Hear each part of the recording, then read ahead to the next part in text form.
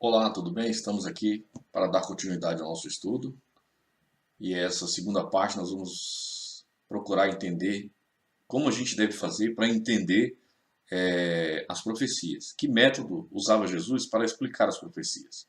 Esse mesmo método nós devemos aplicar também no estudo do Apocalipse e quando estudarmos alguma profecia. Em Lucas capítulo 24, versículo 27 diz assim: E começando por discorrendo, vamos ver essa passagem. Se você tem uma Bíblia, abra sua Bíblia e vamos ver. E começando por Moisés, por todos os profetas, explicava-lhes o que dele se achava em todas as Escrituras. Essa é a resposta que nós vimos aqui, né? De Lucas 24, capítulo 24, versículo 27. Um pouco aqui e um pouco ali. Como a gente deve fazer para entender as profecias? É como um quebra-cabeça, né? Nós devemos fazer o quê? Pegar um pouco em um livro, seja do Velho ou do Novo Testamento, que fale de determinado tema, e um outro livro também que fala do mesmo tema, desse mesmo determinado tema. Junta a passagem, pode ser tanto do Velho Testamento como do Novo. Junta os dois como se estivesse montando uma peça de um quebra-cabeça e monta e forma todo o corpo do texto, né? Sendo assim, a gente faz aquilo que a gente aprendeu que é coesão, que é montar os conectivos do texto. A gente faz essa montagem dos conectivos para poder entender o texto. Então a gente vai pegar, juntar um pouco aqui e um pouco ali, junta os dois que falam do mesmo tema e a gente completa todo o contexto. Ou resumindo, a gente lê o texto dentro de um contexto, em todo o contexto da Bíblia, para a gente poder concluir um determinado tema ou entender um determinado tema, principalmente quando se refere à profecia. Esse é um método que a gente pode aplicar e vai nos ajudar muito. Quando lemos um texto, a gente tem que ter o cuidado também do infere-se do texto. O que significa infere-se do texto? Aquelas pessoas que estudam para concurso ou aprendem um pouco sobre leitura, o que a gente entende infere-se do texto é aquilo que o próprio texto está falando. Eu não posso tirar palavras do texto.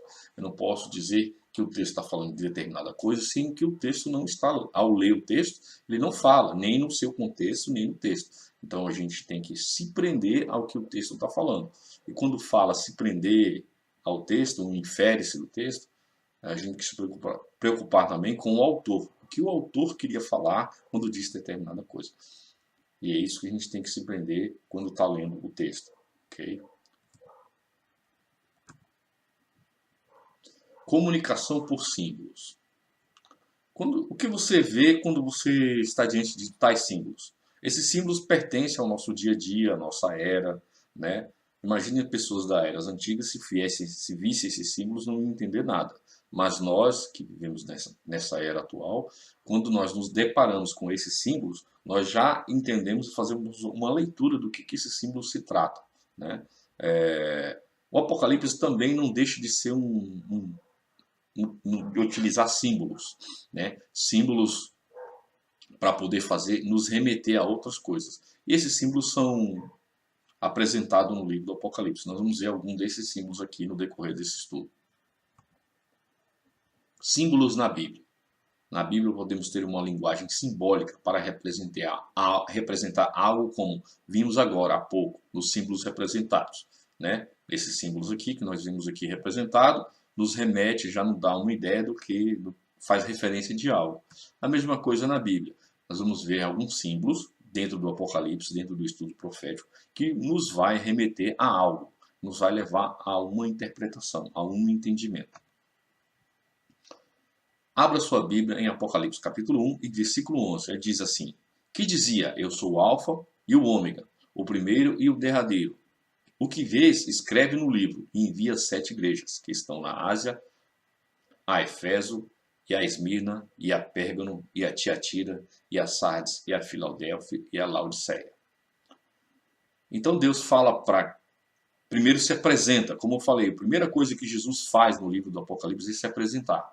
E ele já diz assim, eu sou o Alfa e o Ômega. Quem está falando que eu sou o Alfa e o Ômega? O próprio Jesus. Jesus está dizendo que ele é o início, o meio e o fim. E antes mesmo que ele viesse a existir, ele já existia. Ele é o primeiro e o derradeiro. Ele é o Deus Todo-Poderoso. Ele já se apresenta como Deus que tem autoridade para fazer tais revelações a nós.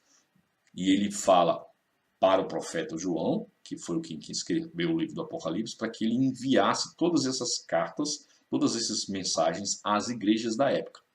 As igrejas na Ásia, que era Éfeso, Esmirna e Pérgamo e Tiatira. Essas igrejas são igrejas próximas ali.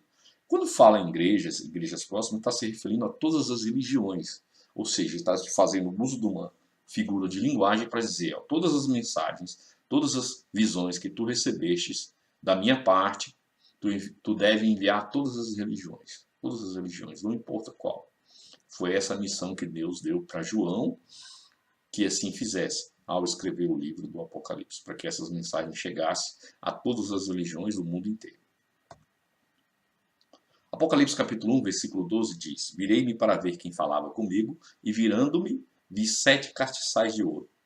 Novamente, o João ele fala que de uma visão que ele teve, e ele viu que 7 castiçais de ouro. O que significam isso?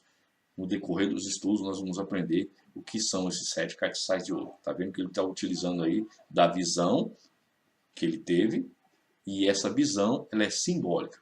Apesar de ele ter tido uma visão real, a visão foi literal, ele teve realmente uma visão, mas o que significava a visão é que a gente vai aprender no decorrer dos estudos. Não só essa visão, mas outras visões também, que o apóstolo João teve. Parábolas. Jesus falava por meio de parábolas. Por quê? Por que Jesus utilizava de parábolas? Aqueles que gostam da Bíblia, que já leram alguma coisa, muitas parábolas, inclusive a do filho pródigo, né? A história do filho pródigo, que é uma história muito bonita e muitos conhecem, ela não é uma história literal, ela não aconteceu de fato. Quer dizer, nós não temos como comprovar se essa história aconteceu com alguém de fato. Nós sabemos que Jesus fez uso dessa história para poder dar uma lição. A mesma coisa, por que Jesus fala em parábola? Ele disse, vamos ler Lucas 8, versículo 10. Ele disse, a vós vos é dado conhecer os mistérios do reino de Deus, mas aos outros por parábolas, para que vendo não vejam e ouvindo não entendam. Jesus fala de parábolas por quê? Porque ele vai falar de governos, vai falar de religiões, vai falar de movimentos poderosos no mundo. Se ele falasse de uma maneira direta, literal, muitos desses governos, dessas forças religiosas, desses poderes, iriam ver que estavam mencionando eles e iriam destruir o livro e não ia permitir o entendimento da Bíblia ou até a publicação. Então Jesus fala, que é para que vendo não vejam, ouvindo não ouçam. Por isso ele utiliza de símbolos e parábolas, que a gente vai aprender também aqui no livro do Apocalipse, que vai falar também por meio de símbolos. A interpretação de alguns símbolos. Na linguagem profética, nós vamos ver falando animal, águas e dias proféticos. O que representa cada um deles? Vamos ver o que representa animal. Em Daniel capítulo 7, versículo 23, diz assim: O quarto animal será o quarto reino na terra, o qual será diferente de todos os reinos, e devorará toda a terra, e pisará os pés, e os fará em pedaços. Animal, quando nós lemos isso aqui, fica parecendo que é um animal que vai fazer alguma coisa, se você interpretar literalmente. Mas ele diz assim, o animal será o quarto reino. Então, quando se fala animal em profecia, está se referindo a reino, a império. Nós já aprendemos o primeiro sinal. Então, quando vimos o Apocalipse falando de algum animal, está se referindo a um império, a um reino. Águas. O que representa águas numa linguagem profética? E disse águas. As águas que vistes onde se assenta a prostituta são povos, multidões e nações e línguas. Águas, pode ser rio, mar, piscina.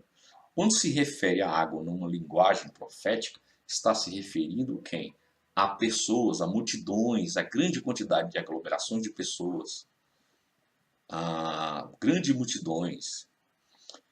Por exemplo, nós vemos aqui a prostituta se assenta sobre muitas águas. Ou seja, o que é prostituta? Prostituta é uma mulher que se prostituiu. Mulher, numa linguagem profética, também se refere à igreja. E mulher prostituta significa uma igreja que se prostituiu. O que significa uma igreja que se prostituiu?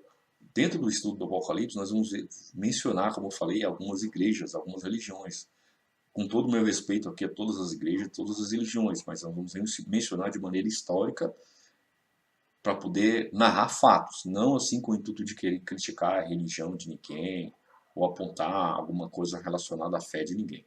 Aqui nós respeitamos todas as religiões, mas de uma maneira histórica e profética, como o próprio Apocalipse apresenta, nós vamos ter que falar a respeito de algumas aqui, como uma forma de revelar o que o próprio Apocalipse está querendo dizer. Então, quando se fala de prostituta, está falando de mulher, mulher que se prostituiu. No caso, igreja, uma igreja que se prostituiu, uma igreja que se vendeu por questões materiais, por interesses políticos, uma igreja que recebeu o evangelho puro do evangelho da Bíblia e se deixou levar por questões políticas e por questões de interesses voltado para se manter em determinado poder em uma determinada época. Ok? Nós vamos mencionar isso no decorrer dos estudos. E aqui está sendo apresentado a prostituta, no caso revelado dessa forma, usando essa linguagem simbólica. Águas, então, representa multidões, nações e línguas. Dias proféticos. Ezequiel capítulo 4, versículos 6 e 7. E quando tiveres cumprido esses dias, tornar-te-ás a deitar sobre o teu lado direito e levarás a iniquidade da casa de Judá. 40 dias, um dia te dei para cada ano. Dirigirás, pois, o teu rosto para o cerco de Jerusalém, com o teu braço descoberto, e profetizarás contra ela. Dias proféticos. Cada dia te dei, e um dia por um ano. Ou seja, não são 40 dias, são 40 anos. Dia profético, quando você está falando dias em profecias, dias proféticos, dia se representa ano. Então, cada dia é representado por ano. Números 14, 34 novamente menciona. Segundo o número de dias em que espiaste essa terra, 40 dias, cada dia é representado por um ano. Levarei sobre as vossas iniquidades 40 anos, e conhecereis o meu afastamento. Ou seja, mais uma vez, uma profecia se referindo a dias, mas dias, no caso da linguagem profética, representa ano. Então, 40 dias aqui não são 40 dias literais, são 40 anos para revelar algum acontecimento.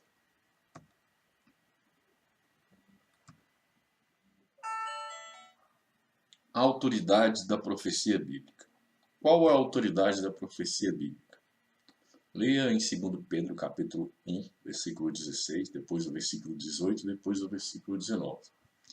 Em 2 Pedro capítulo 1, versículo 16 diz assim: porque não vos fizeis saber a virtude e a vinda do nosso Senhor Jesus Cristo, seguindo fábulas artificialmente compostas, mas nós mesmos vimos a sua majestade.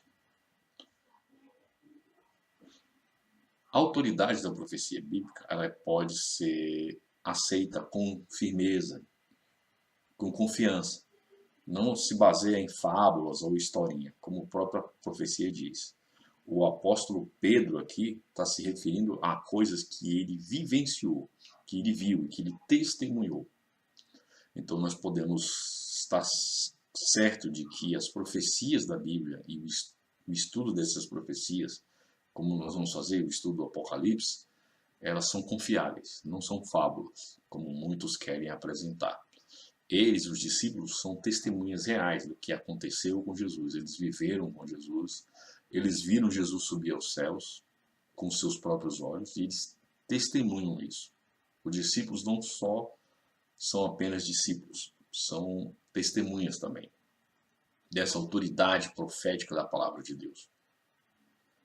No 2 Pedro capítulo 1, versículo 18 e 19, diz assim: e ouvimos essa voz dirigida do céu, estando nós com ele no Monte Santo, e temos muito firme a palavra dos profetas, a qual bem fazeis em estar atentos, como uma luz que ilumina em lugar escuro, até o dia em que amanheça e a estrela da alva apareça em vossos corações.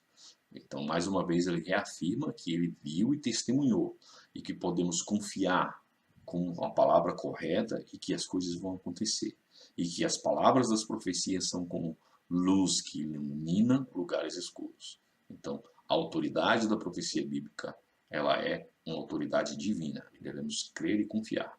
Não há meia palavra aí. A palavra é direta e nos diz a respeito do futuro, do passado e do presente, mas aponta a verdade, e a verdade de Deus, não a verdade de uma ou outra religião. Não queremos apresentar aqui uma religião, fala sobre isso, ou outra religião. Não.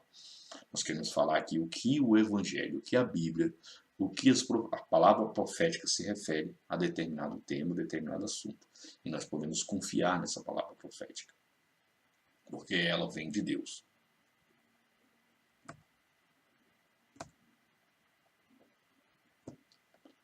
Falta de sinceridade. Isaías capítulo 29, versículo 10 e 11. Abra sua Bíblia e leia essa passagem. Porque o mesmo Senhor derramou sobre vós um espírito de profundo sono, e fechou os olhos, vendou os profetas e os vossos principais videntes. Por isso toda visão vos é como as palavras de um livro selado, que se dá ao que sabe ler, dizendo, lê isto, peço-te, e ele dirá, não posso, porque está selado. Muitas das coisas de Deus, muitas profecias de Deus, muitas coisas que Deus tem revelado aos seus filhos, aqueles que são sinceros de coração, seus olhos são abertos, porque o Espírito Santo habita neles e eles podem entender. E muitos que não têm o Espírito Santo, ou que não se submetem ao Espírito Santo, acabam não entendendo, acabam lendo e não entendendo. Isso acontece muitas vezes. Devemos sempre, quando formos estudar a palavra de Deus, ou estudar alguma profecia, buscar a oração, buscar o discernimento dado pelo Espírito Santo, pedir a direção do Espírito Santo, para que ele nos ilumine, para que possamos entender o significado daquelas profecias da palavra profética, para que possamos compreender aquilo que Deus quer. Devemos ser sinceros e aceitar aquilo que Deus está nos colocando diante de nós. Mas muitos de nós, por falta de sinceridade, por falta de humildade, de não querer submeter à vontade de Deus, querer submeter à sua própria vontade, não aceitam, criam um mecanismo de subterfúgio, sai pela tangente para poder não seguir o que está escrito na profecia ou nas orientações da Bíblia. Ou então, porque realmente sua visão está obscurecida por causa da falta de uma comunhão com Deus, de uma busca em Deus. E aí o Espírito Santo não pode habitar nessa alma ou nessa pessoa que, infelizmente, não tem uma sinceridade para com Deus. Que a gente possa buscar essa sinceridade, a gente possa buscar a presença do Espírito Santo, a gente possa poder entender e ser esclarecido as mensagens apocalípticas que forem reveladas a nós.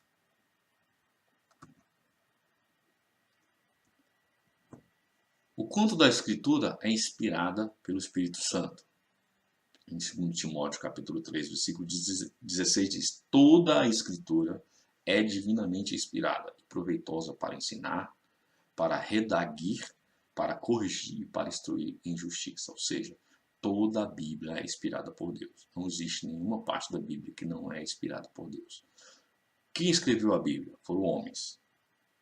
Mas esses homens foram inspirados pelo Espírito Santo para poder escrever. E o Espírito Santo que os guiou para que eles possam corrigir. E a Bíblia serve para ensinar a nós a melhor maneira de viver, corrigir a nossa maneira, instruir na justiça. Qual justiça? Justiça dos homens? Não, justiça divina. Que a gente possa fazer um bom uso desses estudos, um bom uso desses conhecimentos proféticos. Deus possa nos abençoar grandemente e os aguardo até o próximo estudo.